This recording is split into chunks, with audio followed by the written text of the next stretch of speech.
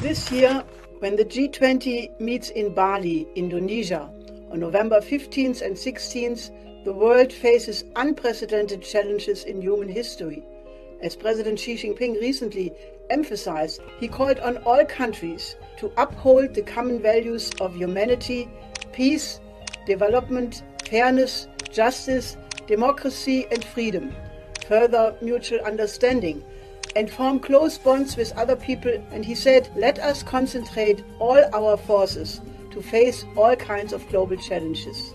The gremium, which should be best suited to address and find solutions for those challenges, is or should be the G20, the group of leading industrial and emerging countries, which since September 2009 are the central forum for international economic cooperation.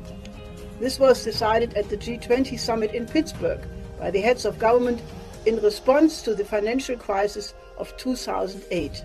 This year, the G20 will meet in Bali, Indonesia, on November 15th and 16th, also in memory of the historic Bandung Conference. What are these unprecedented challenges these leaders should address and find answers for? To name only the most urgent ones. First, the military conflict over Ukraine, which is not a war between Russia and Ukraine, but a proxy war between NATO and Russia, which has the potential to get out of control and, in the worst case, escalate into global thermonuclear war.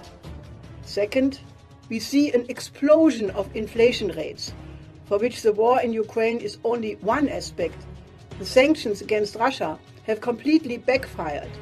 The economies of Europe and Germany are hit by a tremendous blowback. The prices of food are skyrocketing.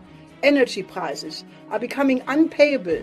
Many energy-intensive firms are going bankrupt, such as bakeries. Restaurants are giving up.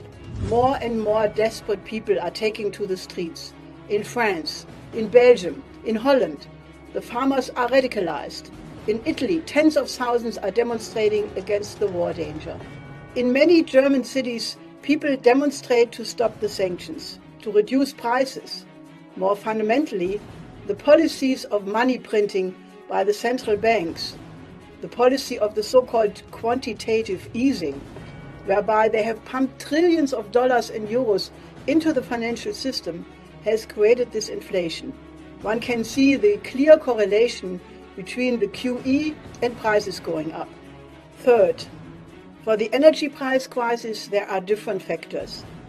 Germany's exit from nuclear energy, for which no adequate replacement has been organized. Now the exit also from fossil fuels.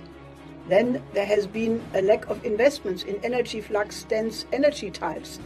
And even in France, which has a strong nuclear energy sector, they were pushed to put money into renewables, neglecting the maintenance of nuclear plants. Then the sanctions against Russia as a main source for gas deliveries to Europe, which resulted in a new dependence on US LNG, which makes energy much more expensive, and naturally a price explosion as a result of the sabotage of the Nord Stream pipelines. Fourth, then there is a world food crisis. According to figures from the World Food Programme, 1.7 billion people are threatened with famine. 2 billion people have no clean water, which has a life-shortening effect because diseases can spread easily. There is the COVID-19 pandemic and threat of other pandemics looming.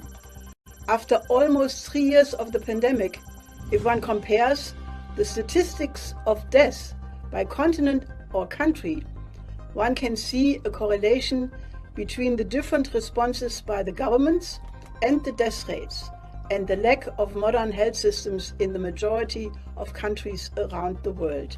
So our civilization indeed faces an unprecedented combination of challenges, of which the first one, the war danger, could threaten the very existence of mankind. But also the other dangers, hyperinflation, energy shortage, world famine, and pandemics are such, then one should assume that the governments would feel the urgent obligation to work together to solve them. But will they? As of now, 10 participating countries belong to the camp of the West: Germany, France, Great Britain, Italy, USA, Japan, Canada, Australia, South Korea, and the EU. Another 10 countries are those who are working with the countries of the Global South, who are really the most affected by all the calamities mentioned above. These are China, Brazil, Argentina, India, Russia, Indonesia, Turkey, South Africa, Mexico, and Saudi Arabia. So the big question for the billions of people in the Global South is, can these leaders stop their geopolitical confrontation for the sake of the shared community of the future of mankind? Look at what great leaders said at previous similar forums.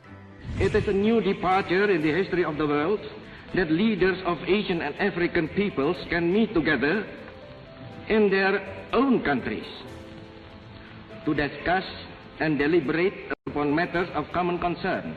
How will the speeches of the leaders at the G20 summit measure up to what other great leaders said at other, less challenging occasions, such as the famous address by President López Portillo at the United Nations General Assembly in 1982? We cannot fail. There is good reason to be alarmist. Not only the heritage of our civilization is at stake, but also the very survival of our children, of future generations, and of the human species. The fate of maybe billions of people will depend on what these leaders will do.